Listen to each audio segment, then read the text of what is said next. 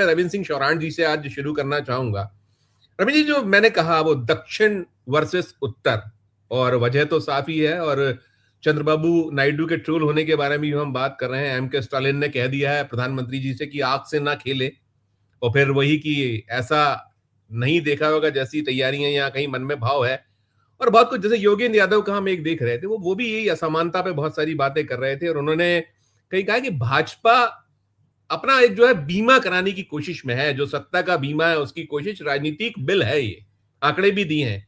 शुरुआती नोट आपका क्या कहेंगे आप इस पूरे सिलसिले पे, इस पूरे मसले पे, जो चिंताएं देश में हैं कहीं पैदा हो रही हैं? रविंद्र जी।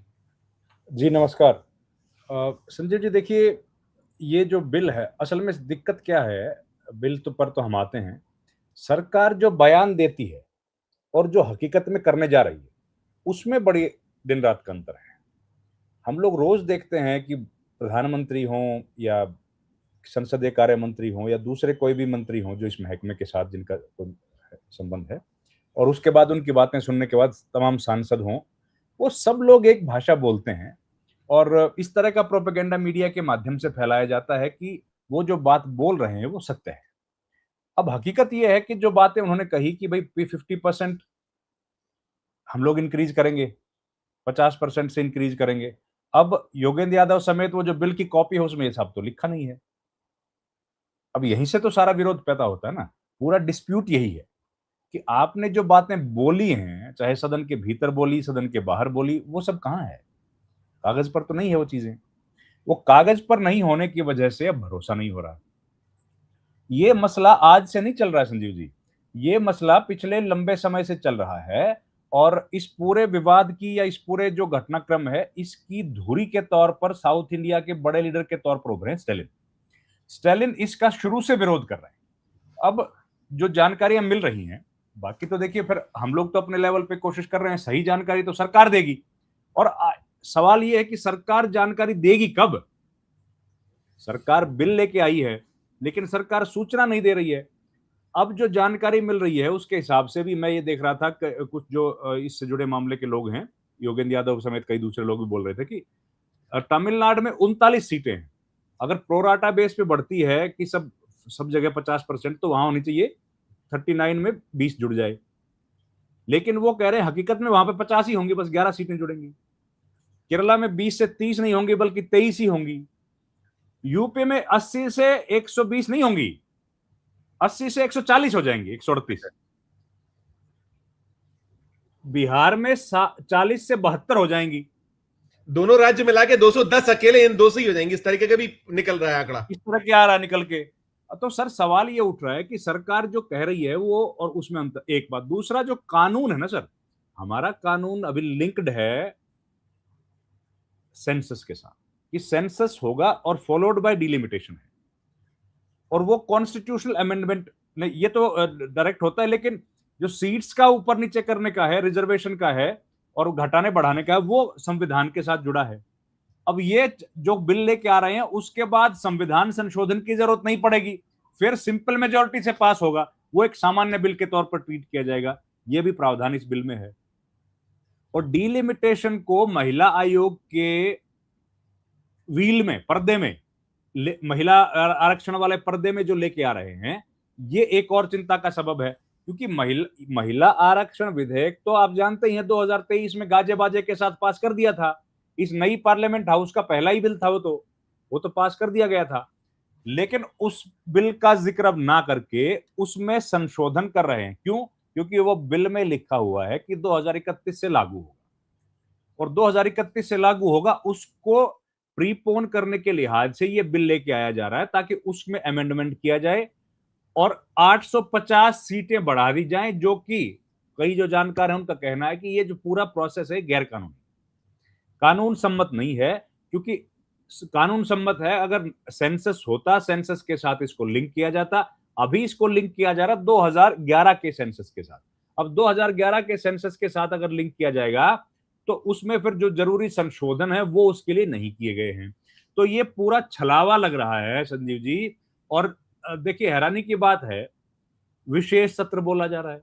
भाई विशेष सत्र थोड़ी है, ये तो संसद का जो बजट सेशन चल रहा था उसी का तो एक्सटेंशन है। उसका एक्सटेंशन है, उसको विशेष सत्र बोल रहे हैं, वहां पे देखिए छलावा। दूसरा, बिल दिए नहीं गए, बिल की कॉपी इतनी लेट प्रोवाइड की गई है, इसका क्या कारण है? और आज समय ऐसा, जब हम सब जानते हैं कि चुनाव चल रहा है, चुनाव में जहां बीजेपी तो सारे कार्यकर्ताओं को, दूर दूर के इलाके के सांसदों को भी लगा देती है, वहां उन लोगों को वापस बुला रही है। तो ये सारी चीजें जो पब्लिक डोमेन में है, ये तो हम लोग जानते ही हैं, लेकिन इसके कानूनी पहलू जो हम लोग चर्चा कर रहे हैं, इस वजह से लगता है कि बीजेपी की या सरकार की जो मंशा है वो शंका के घेरे में है, और सरकार इसके इसके अंधेरे में या इसके पर्दे में डाल के और इस 850 वाले बिल को पारित करना चाहती है, बगैर बगैर उसकी डिटेल्ड इंफॉर्मेशन दिए, ताकि अगर एक बार बिल पारित हो जाए तो सरकार अपने हिसाब से फिर जहां जहां उसको सीट्स बढ़ानी हो वो बढ़ा दे। अगर प्रधानमंत्री जो बात कह रहे थे कि सब जगह 50% बढ़ेगा, तो एक लाइन लिख देते इस बिल में, वो इस बिल में तो लाइन वो लिखी है नहीं। तो इसलिए ये शंकाएं हो रही हैं संजीव जी, और इन्हीं के समाधान के लिए आज जब हम लोग बात कर रहे हैं, तो बैठक भी हुई थी इंडिया घटक के दलों की, और उन्होंने भी कहा है। और दूसरा, क्योंकि देखिए एक और बात, आखिरी बात, इस बिल के पारित होने की संभावना तो है नहीं, वो तो सब जान ही रहे हैं भाई, 2/3 बहुमत आपको चाहिए, वो है नहीं। तो केवल इसका राजनीतिक लाभ लेने के लिए, इसका राजनीतिक लाभ लिया जाए, बंगाल में चुनाव है, तमिलनाडु में चुनाव है, उसमें हम लोग ये बता सकें कि भैया महिलाओं को हम लोग देना चाहते थे आरक्षण, लेकिन ऑपोजिशन पार्टी उसका मुखालफत कर रही हैं, इसलिए हम लोग दे नहीं पाए।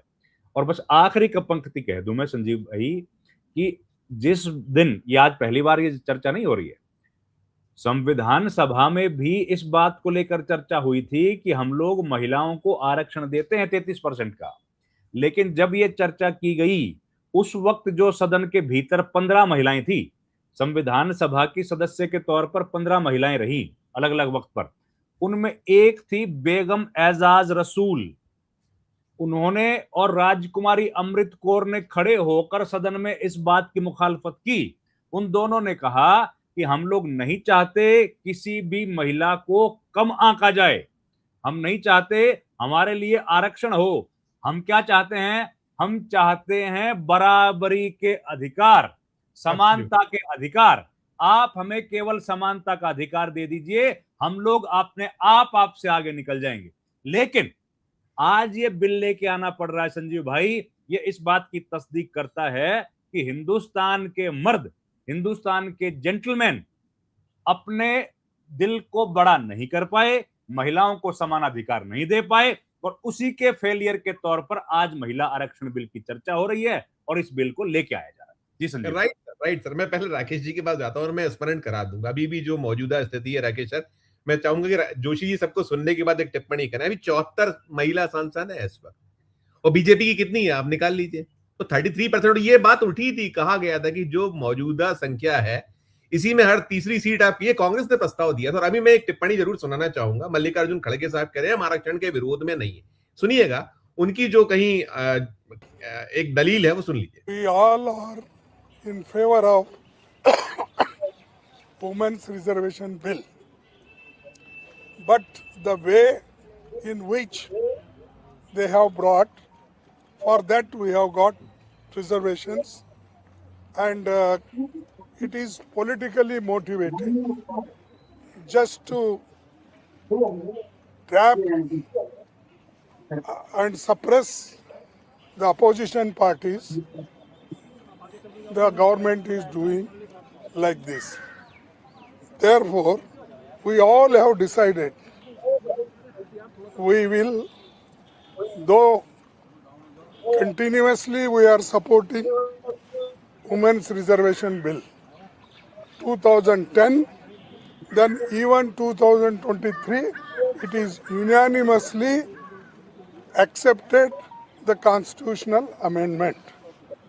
And we are insisting that they should implement that whatever earlier amendment is passed.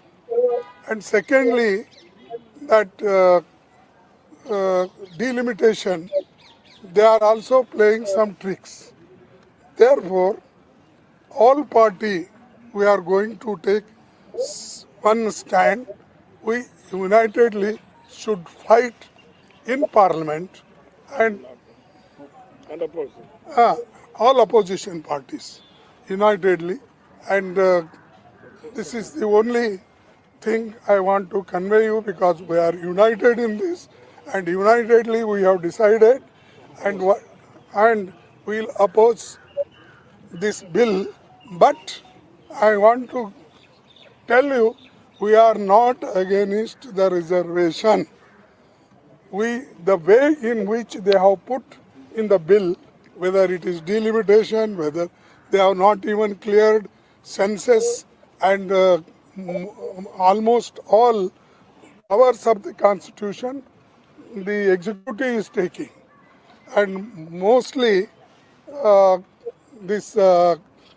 power which can be executed by the institutions, the Parliament they have given, so that they can change delimitation at any time. And they have done mistakes, or they have already deceived us in our Assam and also our Jammu and Kashmir, several places. So therefore, we will fight unitedly on that issue. Thank you. ये मल्लिकार्जुन खड़गे तो एक टिप्पणी और सुन लीजिए, ये संजय सिंह कह रहे हैं, इनको भी सुन लीजिए, फिर मैं सवाल करता हूँ राकेश जी से और मनोरमा जी का बहुत स्वागत है। देखिए, जहां तक महिला आरक्षण बिल का सवाल है, हम पूरी तरीके से समर्थन में हैं। और ये इतनी बेवकूफ सरकार है, मूर्ख सरकार मैं इसको कहूंगा। जब 2023 में ये बिल आया था, सबने पूर्ण समर्थन किया था, और तब हम लोगों ने कहा था कि भाई ये आज ही से दो ना आरक्षण, 543 में 33% आरक्षण दे दो। तब सरकार ने हमारी बात नहीं सुनी। अब आप बगैर जनगणना के महिलाओं का प्रतिनिधित्व तो कम करना चाहते हैं। अगर जनगणना नहीं होगी, पता नहीं होगा कितने पुरुष हैं, कितनी महिलाएं हैं, उस हिसाब से कितनी सीटें देश में बढ़ाई जानी है। बगैर जनगणना के डिलिमिटेशन हो नहीं सकता, और डिलिमिटेशन के आधार पर ही संख्या तय होगी कि महिलाओं को 100 सीट आरक्षित होगी, कि 200 सीट आरक्षित होगी, कि 300 सीट आरक्षित होगी। अब इतना तो कक्षा 2 का बच्चा लेके आइए, मैं समझा देता हूं। 2011 में जो देश की जनसंख्या थी, क्या 2029 में जो चुनाव होने जा रहा है वही जनसंख्या रहेगी? क्या बढ़ेगी? निश्चित रूप से ना। मतदाता भी बढ़ेंगे ना। मतदाता बढ़ेंगे तो उस हिसाब से सीटें बढ़ेंगी ना। तो जब सीटें देश के अंदर बढ़ेंगी तो उसके हिसाब से महिलाओं की सीट बढ़ेगी कि नहीं बढ़ेगी? तो आप महिलाओं का हक मरना चाहते हैं क्या? और जाति जनगणना से आप भागना चाहते हैं, क्योंकि विपक्ष के एक बड़े समूह की डिमांड रही है कि जाति जनगणना कराओ। उस मांग से आप भागना चाहते हैं, क्योंकि आप बोल चुके हैं जनगणना होगी तो जाति जनगणना जरूर होगी। राकेश सर, हम जो कह रहे थे कि 74 है अभी महिला सांसद, उसको अगर आप देखो 13.6%, और आप अगर वो कर देते तो 33% ऑलरेडी आ जाती। जीती किसी भी दल की होती, जो आपकी मंशा है वो पूर्ति होती। दो चीजें हैं, एक तो जो अभी कहा गया कि ये राजनीतिक बिल है, जो योगेंद्र यादव कह रहे थे, जो समझ में आ रहा है स्पष्ट तौर पर, रविंद्र जी ने भी सारी चीजें कही। और इसमें एक दूसरा जो महत्वपूर्ण पक्ष है कि ये चंद्रबाबू नायडू जैसे शख्स जो है, और दक्षिण भारत के जो हालात हैं, तो जैसा है कि पार्टी को डुबोने वाली अब क्या क्या है, क्या इसके पीछे है, क्या आपको अभी भी आपका नहीं जाग रहा है जो एक जागना चाहिए, आत्म जो आपको चिंतन या अवलोकन, वो कुछ नहीं कर पा रहे हैं? राकेश। धन्यवाद संजीत जी, आदरणीय जोशी जी और सभी मित्रों को नमस्कार। मुद्दा बड़ा सीधा साधा है। आपने मंशा की बात कही, तो सरकार की मंशाई में तो खोट है, इसीलिए सारा रखता है। अन्यथा महिला आरक्षण के नाम पर चाहे जौन सी विचारधारा की राजनीतिक दल हो, सब हाथ खड़े करते हैं, हाँ हमको देना है, देता कोई नहीं। ये बातचीत जोशी जी गवाह है इसके। आजादी के बाद से 1966 से लेकर हम 2026 में आ गए, लगातार यही झुंझुना बजाते हैं, महिलाओं को आरक्षण देना, 33% देना है, उनकी ताकत का सम्मान करना है, लेकिन हो कुछ नहीं पाता। और होता है तो उसको कोई मानता नहीं। 1993 में जब स्थानीय निकायों में आरक्षण दिया, तब तो इतना नाटक करने की जरूरत नहीं पड़ी, दे दिया, स्थानीय निकायों में दे दिया। उसी फॉर्मूले के तहत अगर सरकार चाहती तो विधानसभाओं में, लोकसभाओं में भी दे देती, लेकिन मंशा खराब है। अब जैसा अभी अब हमारे संजय सिंह का टिप्पणी सुना रहे थे इस मामले में, सीधी सी बात है कि अब तो वो जो चुटकुला हमारे यहाँ चलता है ना कि मुर्गी पहले के अंडा पहले। अरे भाई, पहले जनसंख्या की जनगणना पहले होगी कि हम आरक्षण पहले दे देंगे? फार्मूला क्या बनेगा? जिस देश में हर साल 2 करोड़ लोग नए जुड़ जाते होंगे आबादी में, एक अनुमान ऐसा है कि 1.8 करोड़ की आबादी हर साल भारत में बढ़ जाती है। तो अब 2011 से आपने जनगणना कराई नहीं, 2021 में होनी थी तो कोविड आ गया, कोविड के बाद फिर आप उसमें उसको ठंडे बस्ते में डाल के बैठ गए। लेकिन जैसे ही आपको 2029 के चुनाव की याद आई और 2023-24 में आप पिटी चुके थे, तो आपने फिर से महिला शक्ति आरक्षण का झुनझुना बजाना शुरू कर दिया। मैं तो ये कहता हूँ कि भैया, नारी शक्ति की आपको वंदना करनी है तो संसद और विधान सभाओं में तो हम बाद में आएंगे, पहले आप अपने संगठनों में कर दो। 100 साल का आपका आरएसएस हो गया, 1%, 0% महिला आरक्षण नहीं है उसमें। आज तक कोई उनका संघ प्रमुख महिला बना हो तो बता दीजिए आप। आपके संगठन को 46 साल हो गए, एक महिला अध्यक्ष आप नहीं बना पाए। आप पिछले 11 साल से सत्ता में और 5 साल पे हमारे अटल जी हमारे शहर के थे, उनके भी जोड़ लें, एक महिला को प्रधानमंत्री नहीं बना पाए। तो आरक्षण देने की अगर मंशा होती है तो कांग्रेस से सीख लो ना भाई। कांग्रेस 125 साल की है, उसने कम से कम 4-5 महिला अध्यक्ष अपनी बनाई, राष्ट्रीय अध्यक्ष बनाई, प्रधानमंत्री बनाया, इंदिरा गांधी को कई राज्यों में मुख्यमंत्री बनाया महिलाओं को। लेकिन आप तो महिलाओं के दुश्मन बने बैठे हो, गाना गा रहे हैं राजीव गांधी ने जो पंचायत वो संशोधन लेकर आए थे, आज लाखों है महिलाएं हैं जो कर रही हैं, उसका प्राप्त करा हुआ उन्हें आरक्षण दिया है उन्होंने। नहीं, यही बात मैंने कहा कि 1993 में जब कांग्रेस की सरकार थी तो स्थानीय निकायों में दिया, फिर पंचायतों में दिया, बिना झुनझुना बजाए दिया। कोई ऐसा फार्मूला नहीं लगाया कि साहब हम पहले तो आप कहेंगे 2031 में के आधार पर करेंगे, फिर पलटी मार जाएंगे। पीएम मोदी ने अपने ब्लॉग में, पीएम मोदी ने उस दिन के उद्बोधन में कहा कि 14 लाख महिलाएं जो है अब पंचायत के मार्फत जो है वो सत्ता में है, सत्ता मतलब जो है उसका वो कर। बिल्कुल बिल्कुल बिल्कुल, मैं वहीं आ रहा था। सीधी सी बात है कि ये सीधा सीधा एक जो देश की जनता की आंखों में और खासतौर पर महिलाओं की आंखों में धूल झोंकने का एक नाटक है। आप नारी शक्ति की वंदना अगर करना चाहें तो एकमात्र देश की महिला मुख्यमंत्री बेचारी पश्चिम बंगाल में बैठी ममता बनर्जी, उसके पीछे हाथ धोके पड़े, कैसे कैसे आप उसके जुमले छोड़ रहे हैं। तो आप तो वंदना नहीं करना चाहते, आप तो उसकी निंदा करना चाहते हैं। बहरहाल, शुरू में जैसा कि रविंद्र बाबू ने कहा कि सरकार सब कुछ छुपा रही है, कुछ बताना नहीं चाहती कि वो आखिर चाहती कि आरक्षण कैसे देना चाहती है। और जहां तक विशेष सत्र की बात है, विशेष सत्र तो है ही नहीं, बजट सत्र का एक्सटेंशन है। और फिर आप डरे हुए इतने हैं कि व्हिप जारी कर रहे हैं अपने लोगों को। अरे भाई, इसमें व्हिप की क्या जरूरत है? सब लोग तो समर्थन में है ना इसके। तो विरोध आपके अंदर भी है, पार्टी के अंदर भी भारी विरोध है। लोग बोल नहीं रहे कि आप जिस नियत से नारी शक्ति वंदन अधिनियम को लेकर के आए थे, इसको विधेयक को लेके आए थे, उसको आप गलत तरीके से यहाँ लागू कराना चाहते हैं। और इसका एक मात्र मकसद ये है कि इस समय जो गणित है सीटों का, वो इनके पक्ष में नहीं है। तो ये दक्षिण में नहीं जीत पाते, ये पूर्व में नहीं जीत पाते, तो ये चाहते हैं कि कैसे भी 583 से बढ़ गए हम 850 हो जाए, तो उत्तर प्रदेश में हमारी ताकत बढ़ जाए, बिहार में बढ़ जाए, जहां बड़ी आबादी है वहां बढ़ जाए, तो हम सत्ता में हर जगह पहुंच जाएंगे।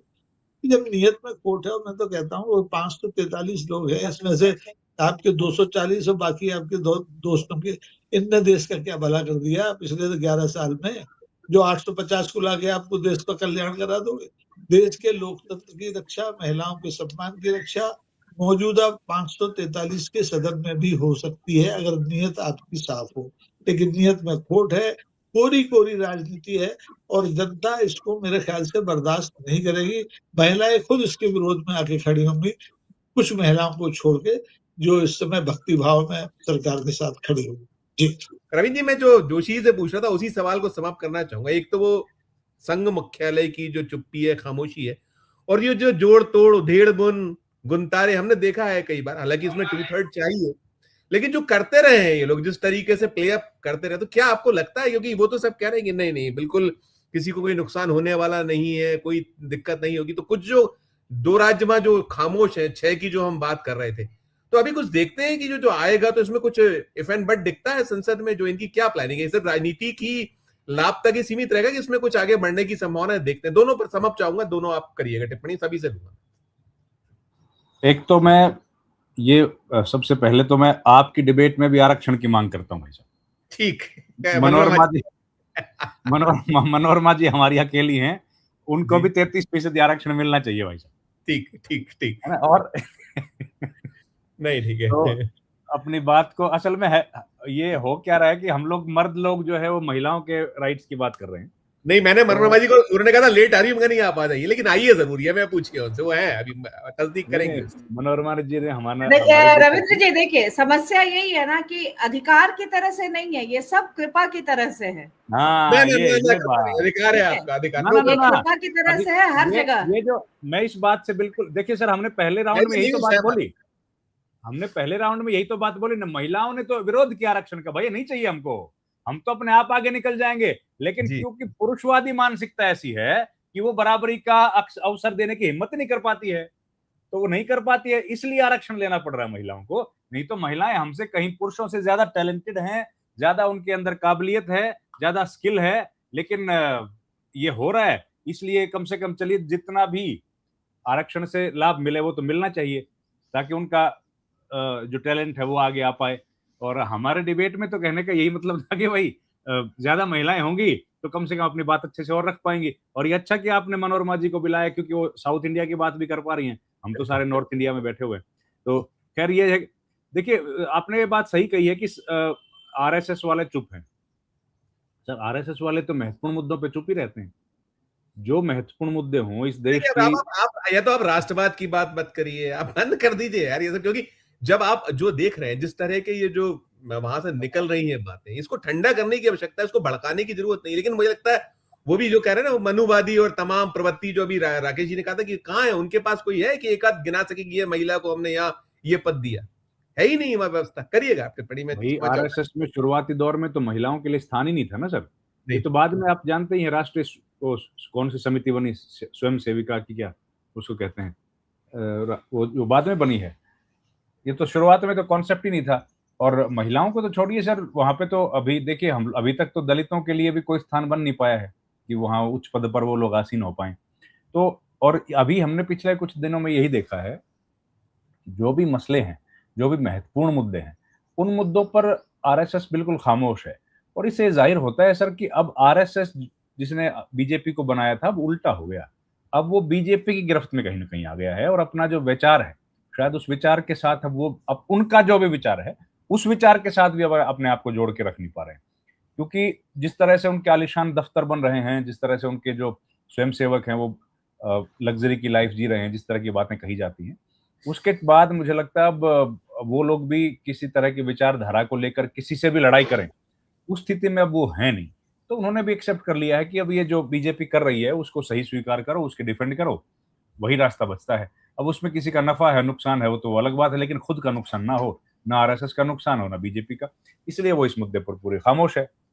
और इस मुद्दे पर तमाम लोग जो साउथ इंडिया के, अब देखिए ना, साउथ इंडिया में भी तो बीजेपी है, वो लोग कहाँ बोल रहे हैं। लेकिन कई जगह तो हम लोग देखते हैं कि बीजेपी के लोग, अगर जैसे हरियाणा पंजाब का मुद्दा है, तो इसमें दोनों यूनिट्स की अलग अलग राय होती है, हरियाणा की अलग राय है, पंजाब की अलग राय है। अगर RSOIL नहर की बात करें, ऐसे जहां विवाद होता है तो अलग अलग राय होती है, लेकिन यहाँ तो कोई राय नहीं आ रही है। साउथ इंडिया से स्टेलिन अकेले बोले जा रहे हैं। अब साउथ इंडिया में अगर कोई नुकसान होगा तो वो बीजेपी को भी तो होगा, बीजेपी की यूनिट कहाँ है, केरला में बीजेपी की यूनिट कहाँ है। तो वो लोग तो बिल्कुल विचार के तौर पर तो खामोश हो गए हैं, अब बस प्रोपेगेंडा को आगे बढ़ाने की कोशिश करते रहते हैं। ये बीजेपी का प्रोपेगेंडा है, या बीजेपी इसको लागू कराने के लिए अगर इच्छा शक्ति रखती तो जाहिर है वो बातचीत करते, किसी से बात तो की नहीं है। कल उन्होंने बिल पेश किया है। अब देखिए, ये इतना महत्वपूर्ण सेशन बोल रहे हैं कि हमने एक्सटेंशन किया है, तो इसका बिल आखिरी दिन आप क्यों दे रहे हो? इसकी बिल की कॉपी तो पहले सर्कुलेट कर ही सकते थे ना सर। इसके बिल की कॉपी सर्कुलेट की जाती, पब्लिक डोमेन में रखा जाता। आखिरी क्षणों में प्रस्तुत की, फिर भी तो आप धर लिए गए ना कि धर लिए गए ना आप। अब तो ये उनका बस चले तो वो सुबह ही की टाइम दें आपको 8 बजे की, कोई उसको ज्यादा 3-5 ना कर पाए। संजीव भाई, इस बिल में ऐसा क्या है जिससे देश में कोई दिक्कत हो सकती है? ये सामान्य बिल है जिस पर चर्चा होनी चाहिए। हमको याद है, आपको भी ध्यान होगा, अगस्त 2019 में जब 370 को अमेंड करने वाला बिल लेके आए थे, तो उसकी जानकारी किसी को नहीं दी, एकदम सीधा पेश कर दिया था। अब ये क्या उतना सेंसिटिव बिल तो है नहीं, इसको तो पहले देते, इस पर चर्चा होती तो शायद आज ये नौबत ना आती। लेकिन बीजेपी की मंशा यही रही होगी कि जो पॉलिटिकल पार्टीज लगी हैं चुनाव में, उनको डिस्टर्ब किया जाए और पूरा ध्यान इधर केंद्रित किया जाए, और जो ईरान वीरान का चल रहा है जिसमें भारत ने जबरदस्त योगदान दिया है, उस योगदान से लोगों का ध्यान हटाया जाए। कि जो जनसंख्या बढ़ाने वाले सूबे हैं उन्हें तो आप जो है कहीं पुरस्कृत करने जा रहे हैं, और जो जहां जिन्होंने सारा नियंत्रण किया और जो एक आदर्श पेश किया और जो चाहिए था देश को वो दिया, उनको आप कहीं पनिश करने जा रहे हैं। और दूसरा इसमें ये भी निकला हुआ है, देखिए जो आप ताना बाना बुनते हैं ये लोग, उसमें है कि वो जो परिसीमन आयोग बन रहा है वो उसका फैसला अंतिम होगा, आप उसमें कोई कोर्ट कचहरी अपील दलील नहीं चलने वाली है। सब मिला के एक अंतिम टिप्पणी आपके ऊपर खत्म करता हूँ रामचंद्र जोशी जी। संजीव जी देखिए, बात वही है जो मनोरमा जी ने कही कि ये मामला न तो मूल्यों का है न अधिकारों का है, ये मामला कृपा बरसाने का है। अधिकार तो आपका मताधिकार छीना जा रहा है, कितने लोगों के नाम कट गए पूरे देश में अलग अलग राज्यों में, तो वो तो छोड़ दीजिए। अब सवाल है कि इस मुद्दे को लेकर के क्या सत्तारूढ़ दल और विपक्ष में लोग अपने अपने मुकाम पर खड़े रहेंगे? तो सबसे पहले टीडीपी और जेडीयू की बात कर लें, यही बड़ी बैसाखियां हैं। तो हमारे एक दोस्त हैं सईद अहमद साहब, उन्होंने एक शेर लिखा था, इन पे लागू होता है कि जिस दिन से इनने समर्थन दिया ना बीजेपी को, तो उसी दिन से ये शेर है कि उस दिन से पानियों की तरह बह रहे हैं हम, उस दिन से पानियों की तरह बह रहे हैं हम, जिस दिन से पत्थरों का इरादा समझ लिया। इन्हें मालूम है, इन टीडीपी को मालूम है, जेडीयू को मालूम है कि ये तो घुस में आग लगा के जमा लो दूर खड़े होने वाली है, इन्हें कोई आरक्षण वारक्षण नहीं देना है। इन्हें जो अभी चुनाव सिर पे चल रहे हैं राज्यों के, इनमें एक नया मुद्दा लेके जाना है कि देखो यार, हम तो कितने मेहनत की, महिलाओं को आरक्षण देना चाहते हैं और ये लोग महिलाओं को आरक्षण नहीं देना चाहते। ये 2029 भी इनके लिए बहुत दूर है, ये अभी ताजा ताजा जीतना चाहते हैं, इसलिए सारे नाटक हो रहे हैं। और इसमें आप देखें, मैंने शुरू में ही कहा था कि आरक्षण का मुद्दा ऐसा संवेदनशील मुद्दा है कि कोई भी राजनीतिक दल इसका विरोध नहीं करेगा, लेकिन इसके लिए जो फॉर्मूला सरकार ने बना के रखा है और जो लोगों को अंधेरे में रखा है, उसका विरोध तो सब जगह होगा। और जहां तक सवाल है दक्षिण को प्रगतिशील होने का, परिवार नियोजन में बहुत काम करने का, उच्च शिक्षा के क्षेत्र में काम करने का, तो ये लोग तो साहब आपको पता है, ये चाहे संघ का प्रमुख हो, चाहे इनका मंत्रिमंडल का सदस्य, कहते हैं 4-4 बच्चे पैदा करो, 6-6 बच्चे पैदा करो। तो ये तो द्रुतिगामी गति से चलने वाले पुरातन पंथी लोग हैं, इनसे ये उम्मीद आप करो ही मत कि ये महिलाओं के बड़े शुभचिंतक हैं। ये जहां महिलाओं को सम्मान देने की बात करते हैं, नारी बंधन की याद इनको अभी 2023 में आई। सरकार इनकी पार्टी को बने 1980 में बनी थी, इतने साल तक ये कहां थे, इन्हें नारी वंदना की एकदम चिंता नहीं हुई। बेचारी वो हमारी बहन सुषमा स्वराज मर गई, प्रधानमंत्री बनना चाहती तो उसको नहीं बनाए। तो ये नारियों की वंदना नहीं करते, नारियों के अधिकारों की रक्षा नहीं करते, ये चाहते हैं कि उनकी कृपा पे नारियां देश की जिंदा रहें।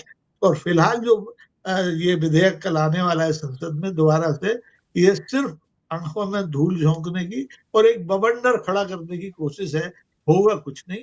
और आरक्षण जिस फॉर्मूले की बात कांग्रेस कह रही है, मेरे ख्याल से यही एक आदर्श फॉर्मूला हो सकता है कि मनसा अगर साफ है तो जो मौजूदा स्थिति इसी में देके दिखा दो ना भाई, तो जब परिसीमन हो जाएगा तब फिर देख लेंगे, ऐसा होने वाला नहीं। जी बिल्कुल।